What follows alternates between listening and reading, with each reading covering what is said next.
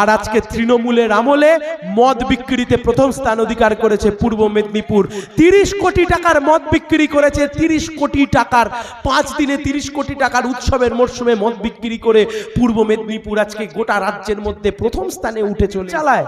মুদির দোকানের মালিক ধুঁকছে তার আস্তে আস্তে। কোথায় যাবে এই অংশের মানুষ? আমাকে অনেকে জিজ্ঞেস করেছে যে দাদা এই নির্বাচনের লড়াই কার সাথে? আপনার লড়াই তৃণমূলের সাথে না আমার লড়াই বিজেপির সাথে? আমি তাদেরকে হেসে একটাই উত্তর দিয়েছি, বন্ধু এই নির্বাচনে আমার লড়াই বেকারত্বের সাথে, এই নির্বাচনে আমার লড়াই মূল্য বৃদ্ধির বিরুদ্ধে, এই নির্বাচনে আমার লড়াই বেকার ছেলে মেয়েদেরকে যাতে একটা চাকরির ব্যবস্থা করে দেয়া যায় তার জন্য। হাজার হাজার কথা বিজেপি বলছে, লাখ লাখ কথা তৃণমূল বলছে, কিন্তু একবারের জন্য কেউ বলছে না। 10 বছর তৃণমূল বিজেপি সরকার চালালো, 13 বছর রাজ্যে তৃণমূল সরকার চালাচ্ছে, একটা বারের জন্য কেউ প্রশ্ন করছে না, একটা বারের জন্য কেউ বলছে না কোথায় যাবে আমাদের রাজ্যের বেকার ছেলেমেয়েরা, কোথায় যাবে কম বয়সী ছেলেমেয়েরা যারা পড়াশোনা শিখলো, কেউ গ্র্যাজুয়েশন পাস করলো, কেউ মাস্টার ডিগ্রি করলো, কেউ পিএইচডি করলো, কেউ বিএড, কেউ ডিএলএড, কেউ ইঞ্জিনিয়ারিং পাস করলো, কিন্তু পাস করার পরে চাকরি কোথায়? আজকে আপনি খুঁজুন, মুদির দোকানগুলোতে খুঁজুন, যারা টোটো চালাচ্ছে সেই টোটো ভাইদের বয়সটাকে লক্ষ্য করুন, তারা কারা? দেখবেন কত কম বয়সী ছেলেরা, তারা কাজ না জোটাতে পেরে কম পয়সায় আজকে সেই কাজ করতে তারা বাধ্য হচ্ছে। উত্তর দেবে না বিজেপি আজকে? উত্তর দেবে না তৃণমূল? এই বেকার যুবকরা কোথায় যাবে, কোথায় গিয়ে দাঁড়াবে, কি ভবিষ্যৎ তাদের? আজকে তো উত্তর দিতে হবে। এই ময়না একটা সময়তে ময়না, তমলুক, কাঁথি, গোটা পূর্ব মেদিনীপুর শিক্ষায় 1 নম্বর ছিল। আমরা যখন সরকারে ছিলাম, বামফ্রন্ট সরকারের আমলে শিক্ষায় 1 নম্বরে ময়না, তখন 1 নম্বরে তমলুক, 1 নম্বরে পূর্ব মেদিনীপুর। ভুল বলছে কিছু? প্রতিবার মাধ্যমিক আর উচ্চ মাধ্যমিক পরীক্ষার রেজাল্ট বেরোতো, আর সেই রেজাল্ট বেরোনোর সময়তে প্রতিবার আমরা দেখতাম উচ্চ মাধ্যমিক পরীক্ষায় প্রথম স্থান অধিকার করেছে পূর্ব মেদিনীপুর, মাধ্যমিক পরীক্ষায় প্রথম স্থান অধিকার করেছে পূর্ব মেদিনীপুর।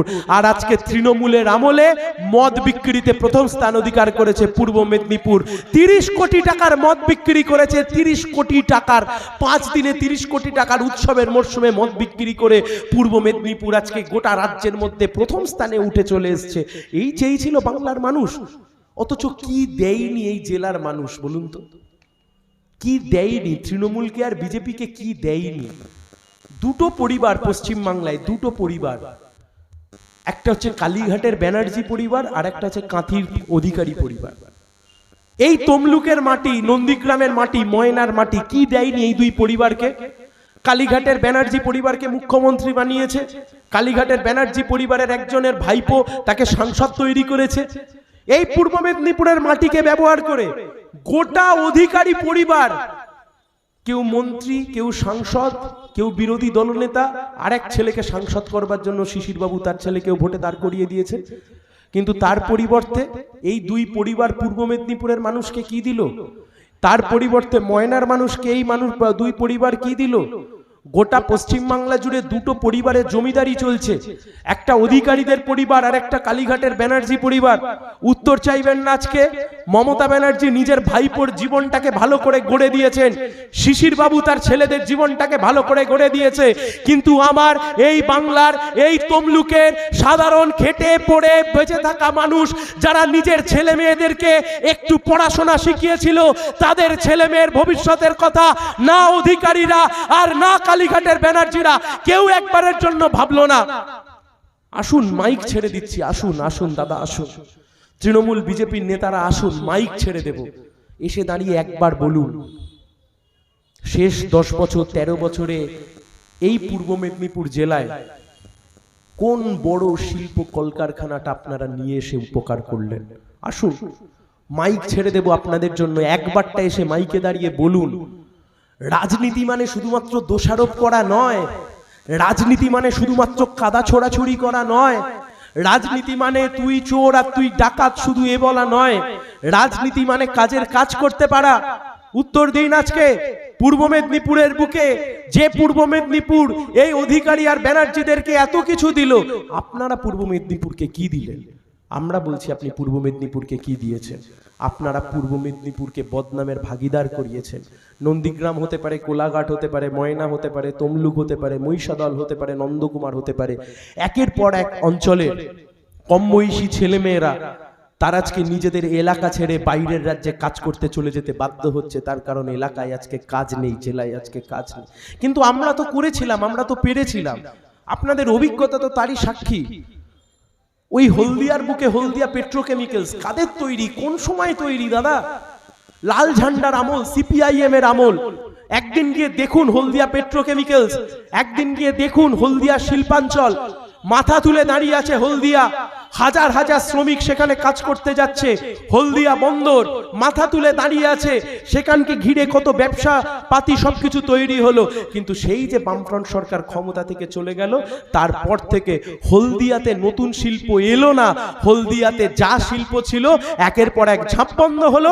এবিজির মতো কোম্পানি হলদিয়া ছেড়ে অন্য রাজ্যে অন্য দেশে কাজ করতে চলে গেল। কার উপকার হলো? হলদিয়ার বুকে একটা কলকারখানা আনতে পারলেন না। কোলাঘাট পেট্রোকেমিক্যাল, কোলাঘাট তাপবিদ্যুৎ কেন্দ্র আমরা তৈরি করেছিলাম। র্যামকো সিমেন্ট আমরা বানিয়েছিলাম, ইতিহাস সাক্ষী আছে। আর আপনারা একের পর এক শিল্প কলকারখানা তাড়ালেন। আরে শিল্প যদি আমরা তৈরি করেছিলাম, আমরা ভোটে হেরে যাওয়ার পরে তো আর বুদ্ধদেব ভট্টাচার্য ঘাড়ে করে শিল্প নিয়ে বাড়ি চলে যায়নি।